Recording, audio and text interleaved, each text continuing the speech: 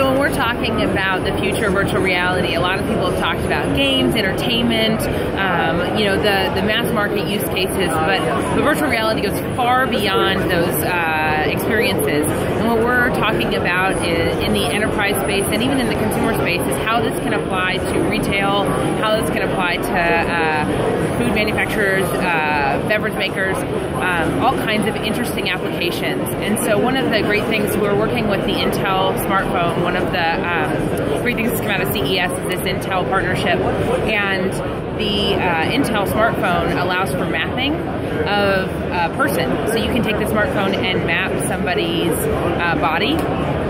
And what we're really excited about is how can you use those kinds of mapping within the retail industry so that users can maybe adapt their body type to the kinds of clothing that they're looking at and be able to virtually try on clothes that they are looking at. Because online shopping is such a huge part of our experience these days. Not everybody's going into a store, and one of the problems that retailers have is returns. So a shopper goes on, sees something that they like, they get it, it doesn't fit for them, and they return it. If we can integrate the virtual world to be able to see what that shirt would look like on us, then we can make more informed decisions. If you're looking at the food and beverage industry, for example, there are some use cases that I find absolutely fascinating. We had one guy talk to us about a jerky company who had gone out and created a VR experience to help sell his jerky. Went to a trade show, and because virtual reality is such a cool, exciting space, he landed a huge food contract because of his experience at his trade show booth. We also know of other manufacturers who are looking at how can we demonstrate our industrial process to our customers.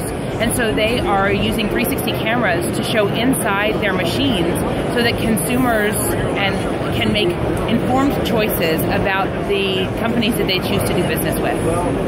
So I don't know if you know, Brooke, but coming to Chicago in 2017 is the world's largest food and beverage show, Pro Food Tech. Do you imagine there will be virtual reality headsets there? I absolutely expect there to be.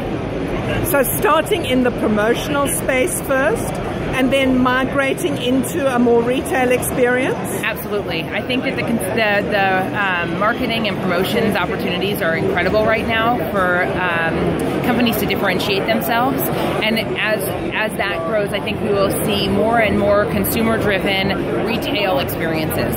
What excites me about IonVR is that you can just use your smartphone. So you can visit someone who has a headset, slip your phone in if you have the app running, and voila, you've got instant VR. Am I tracking correctly on this? Correctly. You can use any smartphone that's VR enabled, and within a certain screen size, just put it into your headset, load the app, put it into your headset, and then you've got a virtual world at your eyeballs. So you could imagine, say, a retailer wanting to give people an extended and enhanced experience. Your smartphone, somebody like a Tesco in the UK, say, which is a grocer. Right. You know, maybe the more exotic things.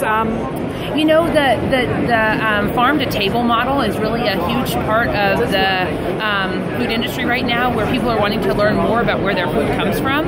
And I could absolutely see an integrated experience where a company, a grocer, is showing where the food is being made so that people feel more connected to the food that they're eating. And you can not only see where it's being made, but who's making it. And the quality, absolutely. Wonderful. Brooke, thank you so much for giving us that glimpse of the future. Thank you.